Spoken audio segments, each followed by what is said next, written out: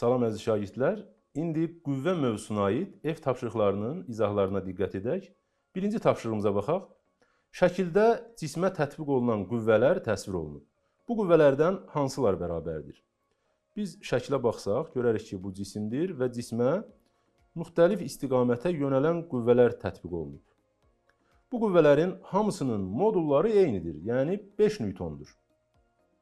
Bəs bu qüvvələrdən hansılar bərabərdir?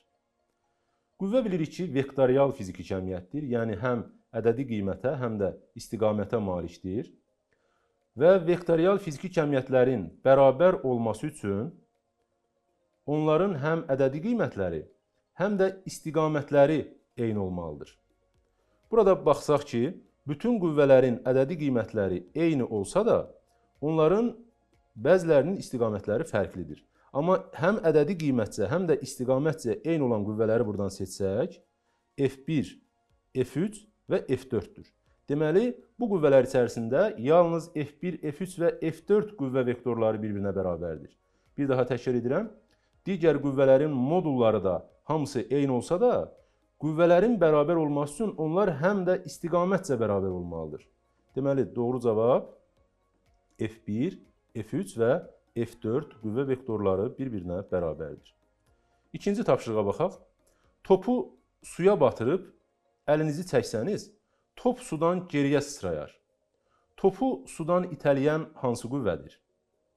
Biz qüvvənin növlərini öyrənəndə Arximed qüvvəsi adlanan bir qüvvə öyrənmişdik. Demişdik ki, Arximed qüvvəsi mayelərə və qazlara batırılmış cismə maye və qaz tərəfindən təsir göstərən itələyici qüvvədir. Burada topu suya batırırıq. Topa təbii ki, ağırlıq qüvvəsi də təsir göstərir və eyni zamanda Arximed qüvvəsi də təsir göstərir. Amma topu suyun içərisində daxil etmişik. Bu zaman Arximed qüvvəsi ağırlıq qüvvəsindən çox olduğu üçün top yuxarıya doğru hərəkət edir və suyun üzərində müəyyən bir vəziyyətdə tarazlıqda qalır. Bu zaman suyun üzərində üzərkən Arximed qüvvəsi ilə ağırlıq qüvvəsi bir-birini tarazlaşdırır. Deməli, topu suyun içərisindən yuxarı itələyən qüvvə Arximed qüvvəsidir. Üçüncü tapşırığımıza diqqət edək. Dinamometrə bağlanmış cismi suya saldıqda dinamometrin göstəricisi dəyişir. Şəklə əsasən ağırlıq və Arximed qüvvələrini müəyyən edin. Deməli, bilirik ki, dinamometr qüvvəni ölçən cihazdır və yadda saxlayın ki, dinamometrin də iş prinsipi Hooke qanununa əsaslanır. Növbəti dərslərdə Hooke qanununu öyrənəcəksiniz. Baxırıq sol tərəfdəki şəklə. Burada dinamometrin göstəricisinə baxsaq, dinamometr 3,5 Newton qüvvənin olduğunu göstərir. Sağ tərəfdəki dinamometr isə 2,5 Newton qüvvəni göstərir.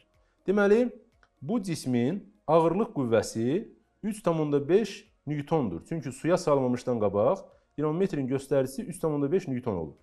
F ağırlıq bərabər 3,5 Newton. Suya saldıqda dinamometrin göstərişi dəyişib 2,5 Newton olub. Nə qədər azaldı?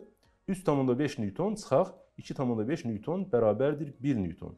Həmin bu 1 Newton qüvvə Arximed qüvvəsidir. Arximed qüvvəsi cismin havadakı və ya vakuumdakı çəkisini azaldır. Yəni, belə deyək, mayeyə batırılmış cismin çəkisi onun havadakı və ya vakuumdakı çəkisindən Arximed qüvvəsi qədər azdır. Biz ona görə cavabı 1 Newton tapdıq. Beləliklə, məsələlərimizin izahı yekunlaşdı. Sağ olun, növbəti dərslərdə görüşənədək.